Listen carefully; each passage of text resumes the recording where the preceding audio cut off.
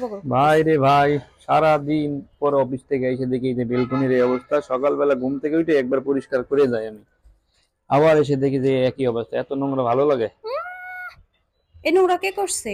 এই নোংরা আমি করছি? তুমি তো করলা, ওই বালতি তো ওই বেলকনিতে ছিল। তুমি নিয়ে এসে এটারে গুতাইলা কিসের জন্য? গুতাই এটা ময়লাগুলো গুটায় আমি ফালাইলা নোংরা কেন? করছি? এটা নোংরা করছো তুমি। তুমি সারাদিন এখানে ঘুরছো ফিরছো, এখানে তুমি নোংরা করছো। আর আল্লাহ, আমি তো এই জায়গায় আসি না তো। আর তুমি যে নোংরা করছো এটার প্রমাণ তো এই জায়গায় পইড়েই আছে। ওই বালতিতে তো তুমি গুতায় গুতায় বালিটিরে ময়লাটিরে এই জায়গায় ফালাইছো। এই বালতিটা আমি কেন আনছি জানো? কেন আনছো? হ্যাঁ, এই বালতিটা আনছি কি কারণে? এই বালতির মধ্যে মাটি আছে, এই যে ফাঁস মাটি আছে। এর মধ্যে আমি গাছ লাগাবো। আর তোমার জন্য আমি কি আনছি দেখো। কি আনছো? এই যে দেখো, দেখছো? ওরে এই যে বাবা, দেখো, এটা কি? বেগুন বেগুন গাছ না? গাছ। হ্যাঁ, এই যে বেগুন গাছ। হুম। এই যে দেখো বেগুন গাছে এই যে ফুল ধরে রয়েছে, দেখছো? ওরে আল্লাহ, এই তো হইছে। এখন থেকে তোমার আর বেগুন কিনে খাইতে হবে না। আমরা বেলকুনিতে বেগুন চাষ করব। আর এইটা হচ্ছে যে, বলো এটা কি? এটা তো তুলসী গাছ। এটা তুলসী গাছ। এই যে এই তুলসী গাছটা এনে অনেক ভালো করছে, বুঝছো? হ্যাঁ, সবসময় ঠান্ডা লেগে থাকে, এখান থেকে এটা ঔষধি গাছ হিসেবে ব্যবহার করতে পারবো। হুম। এই যে দেখো আর একটা বেগুন গাছ, না, বুঝছো? বেগুন গাছগুলো আইনা ভালোই করছে, বুঝছো?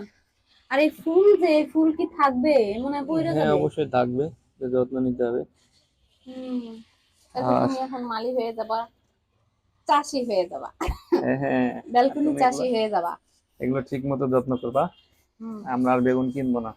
এখন থেকে আর বেগুন কিনবো না। সামনে হচ্ছে রমজান মাস আছে, দুইটা গাছ দিয়েই পুরো আমরা রমজান মাস পার করে দিব। তো এমন ভাব করতেছে, দুইটা বেগুন গাছ হয় না, এমন ভাব করতেছে মনে হয় জীবনে আর কোনোদিন বেগুন কিনা খাবো না। হুম, হুম। এই যে আগাছা, এগুলো আগাছাগুলো পরিষ্কার করে দিই। তাই ছাদে যেগুলা গাছ আছে এগুলা। ছাদে যেগুলো গাছ আছে এগুলো ছাদেই থাকবে, আর এগুলা এখানে বেলকনিতেই থাকবে। আমাদের গ্রামে তো কত জমি পড়ে রয়েছে, সেখানে আমরা এইখানে শোনো, এগুলোর ভিতরে যে ফাঁস মাটি আছে এই মাটিগুলো ভালো করে পরিষ্কার করা লাগবে, বুঝছো? হ্যাঁ, এগুলা পরিষ্কার করে নিতে হবে। এই যে এর মধ্যে পাখির খাবার